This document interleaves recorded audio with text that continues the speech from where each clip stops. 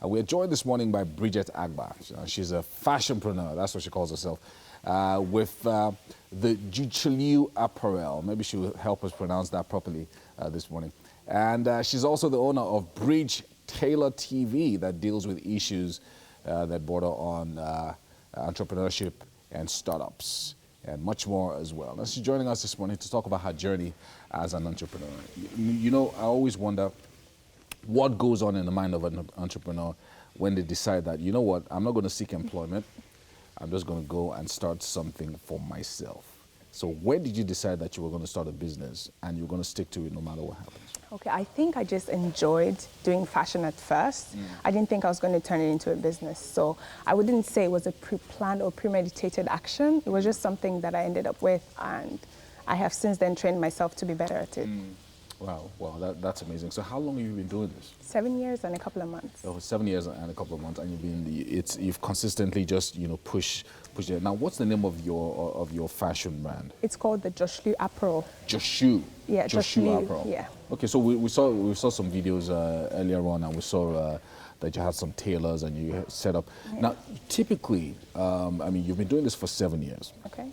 The setup process, that's the entire effort that goes into setting up the business itself. Talk to us about that.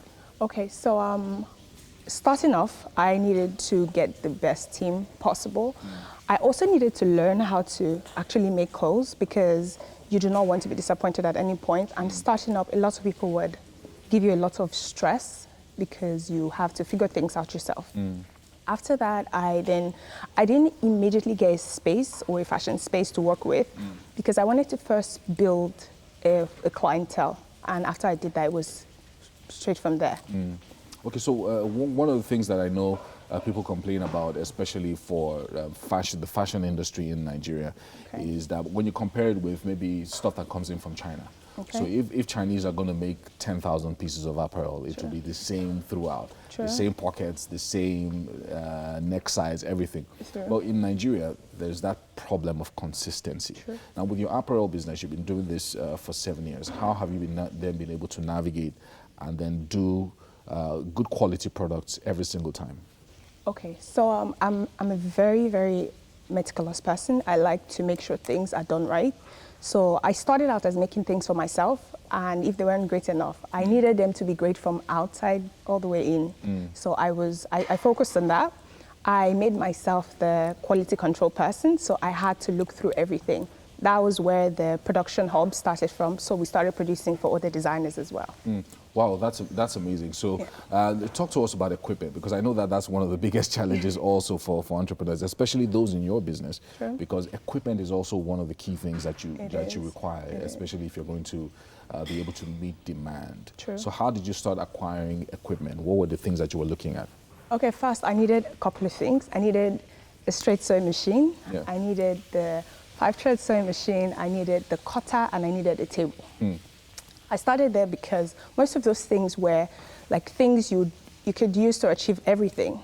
So I just needed to build up from there. So I added more straight sewing machines, I added more 5-thread sewing machines, so it just kept going up from there. That's amazing. Now you actually make clothes for other designers, so they give you maybe some specs for what they require. Exactly. Okay, so let's talk about scaling up, because that's one of the challenges also for small businesses. So you started, of course, like you said, you didn't have a storefront, you didn't have a factory. You were just doing this probably from your home. Yes, I was. Then you acquired some machines. Then you acquired more machines.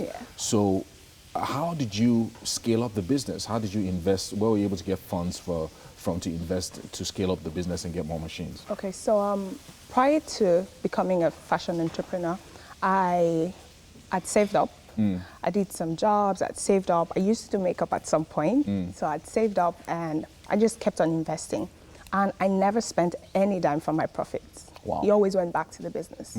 Because I heard something from someone who said, it's usually best to not dwell on your business. That's with the funds, not spending your funds, and I just thought it made sense because that has worked effectively for me over the years. So how are you able to survive during this time? Because if you were plowing back everything that you were making from the business, Thanks to how an were you amazing taking, family. Oh, an amazing family, Yeah. and you're getting a lot of support, support and all of that. So you were then able to plow back this money into the business and acquire more machines. Did you at any point feel like you needed a loan, some financial support, or a grant, or whatever it is, to expand the business? I did. I really did, because I felt like the business would have probably gone a bit more farther than it is currently if I had gotten a sum or funding or grant. But yeah, I did think I needed it at some point. So now looking at the industry, it's been 7 years. There's been a lot of changes, positive changes in the industry, but a lot of things have stayed the same. Sure. But what would you, at this point in your business, from everything that you've done, would you say, okay, these are my biggest challenges. If I can just overcome this, I know that I'm going to take my business to the next level?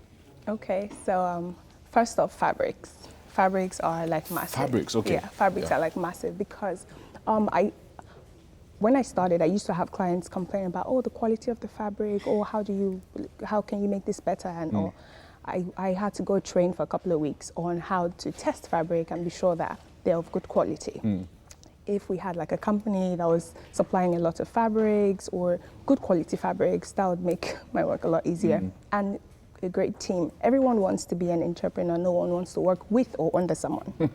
So it makes it a whole lot of work. So sometimes you train someone, and after 3 months they tell you that they're going to start their own and all of that. Literally. So how do you navigate all of that?